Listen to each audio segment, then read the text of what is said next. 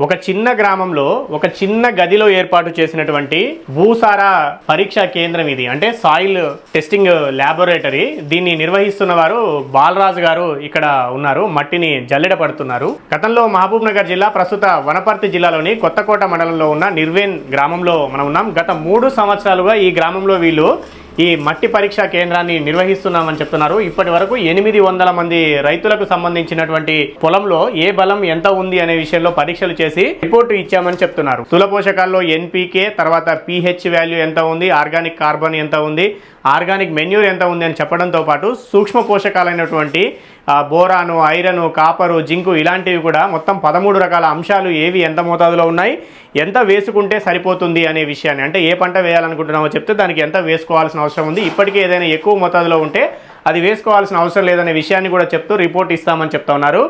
6 రకాల పోషకాల గురించి తెలుసుకోవాలనుకుంటేనేమో 300 రూపాయలు ఛార్జ్ చేస్తున్నారు.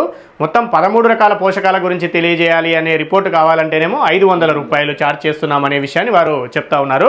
రైతులు ఎక్కడి నుంచైనా మట్టిని వాళ్ళ పొలంలో సేకరించి ఈ రకంగా కొరియర్లో పంపించినట్లయితే, ఆర్టీసీ కార్గో కానీ కొరియర్ ద్వారా కానీ కొత్తకోటకు పంపించినట్లయితే అక్కడికి వెళ్ళి తెచ్చుకున్న తర్వాత వారం రోజుల్లో వాళ్ళకు రిపోర్టు వాట్సాప్ రూపంలో కానీ పంపిస్తాం, లేదు అంటే పోస్ట్ ద్వారా కూడా పంపిస్తాము అనేది బాలరాజు గారు చెప్తున్నారు.